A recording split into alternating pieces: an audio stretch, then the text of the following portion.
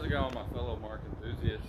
Today I'm going to be explaining why I personally, my opinion, my opinion, I prefer a Gen 2 over a Gen 1. This is a very unbiased opinion because I've owned a 94 and I own this 98. So I don't want anyone to say, oh, you're just biased because you own a Gen 2. No, I've owned both, I've experienced both, I've driven both. I know how both of them are. As far as digging deep into their souls, like some of you mark enthusiasts, thank you guys. You guys are really helpful. I wouldn't know. I've done simple things like spark plugs, blah, blah, blah. I've done an IAC valve on this one, which good luck Gen 1 owners, it's your IAC valve. Now, the number one thing I always hear is 0 to 60 times. Gen 1s are faster. I think somebody said they got especially in the 93, they got like a 6.6 0 to 60 bone stock. I timed mine bone stock. Before I did my X pipe, I got like a 7.7. After my X pipe, I got like a 7.4. So if it's speed you're looking for, then definitely go for a Gen 1. But it's a tuner, Cobra intake manifold will fix that any day. Point number two. Interior. And I don't give a damn which car you own. I don't care if you own 60 Gen 1s and a couple Gen 2s. It don't matter. Gen 2 interior by far is way better. I sit in a Gen 1 and I think, ew, what the hell is this? I sit in a Gen 2 and I think, okay, the seats are pretty comfortable, and for you Gen 1 owners, I'm not trying to bash, which I really am, because the Gen 1 I owned, the interior was just like, bleh. Sit in it and I just think, bleh. I mean, it's cool, it's got a cool little dash thingy, but bleh. That's really how I felt, and especially the seats. Gen 2 seats by far are 10 times better than any Gen 1. But then you get some people, I understand, they say, well, Gen 1s have less things that can break, less things you have to worry about going wrong, like a blend door actuator, which mine does not work. But I'd rather have it and have it go out than to not have it at all. I mean, at least you had it. That's how I look at it. Now I'm going to bring up the point of the rear tail lights, specifically the rear ballast. Gen 1 owners, you don't have to worry about this problem, but us Gen 2 owners do. I mean, it's really not that big of a deal. It's a $100 fix. Yeah, blah, blah, blah. You don't want to spend $100, but when it works, mine does not. When it does work, it looks badass. By far, Gen 2's rear end is, in my opinion, 10 times sexier than a Gen 1. Just for the fact of the rear ballast, when it does work. Anyway. Now, as far as fancy features go, Gen 2s have turn signals on their mirrors as well as puddle lamps. So when you unlock your car, the light shoots down onto the ground. I mean, it looks pretty cool. It's kind of cool considering it's a car from the 90s that it's got that kind of cool technology. Alright, now I'm going to talk about ride quality. The simplest way I can put it is, I don't know, I can't tell you. My Gen 1 had an all brand spanking new air suspension setup, so it rode like a cloud. Any part you could think of was brand new on that one. This one I've got a pretty much brand new front end that I did myself.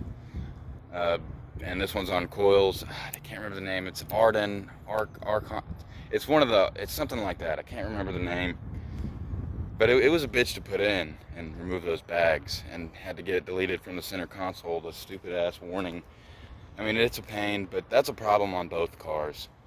So I can't really tell you which one rides nicer. With the air conditioning off, the radio off, you're cruising down the highway, there is absolutely no wind noise.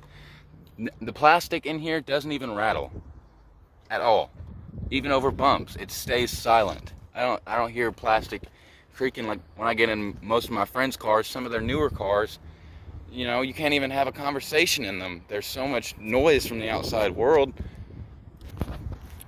A good example of this. Alright, I drove my aunt's 07 Mustang GT. It is so hard to have a conversation with somebody in that car cruising at 70 miles per hour. You have to yell at one another because you hear so much wind noise and so much tire noise and it feels like it's all focused into the inside of the cabin. I don't know if all Mustangs of that generation are that way, but I just remember sitting in it and thinking, oh my gosh, I can't even have a conversation with somebody who's sitting right next to me, and she has the factory exhaust on it. So I'm sure there's a lot of points and topics that I've missed in this video that I could have gone over, but I'm not a complete freak. Like, I love these cars. I'll probably own 20 more of them before I die, but I don't know every single aspect and every single little thing on them. I know what I know. That's about it. So as far as my experiences with a Gen 1 and a Gen 2, I personally would just go with a Gen 2 myself, for the simple fact that I love the interior in this car. I'll have friends sit in my car and I'll ask them, hey man, because most of my friends don't even know what the hell this thing is, that I've asked, and their answers are always the same. It's always the same. Late 2000s or early 2000s. I mean, the interior in this thing is really ahead of its time.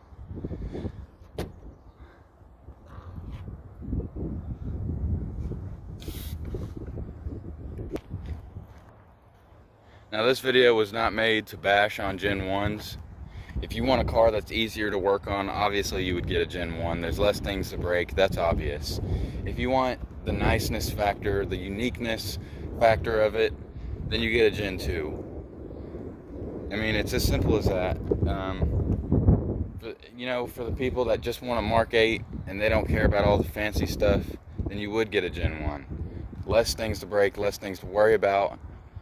Especially in the interior. My telescoping steering wheel, I can tell, is on its way out, and it's only got 100,000 miles on the car, 108 to be exact. My blend door actuator does not work. My front wheels are on backwards. Please do not give me hate for that. I can already tell some of you have probably already went in the comments section about that one. You're going to have rear neon ballast problems with these cars on the Gen 2. It's just a guarantee. This thing is going to go out sometime, and there's no preventing it. So please do not take this video as a bashing on a Gen 1. I love both of them. I love Mark 8s in general, okay? So, what I say, follow your own taste, make your own decision. It's your money at the end of the day. Blow it how you want to. Have fun and peace out.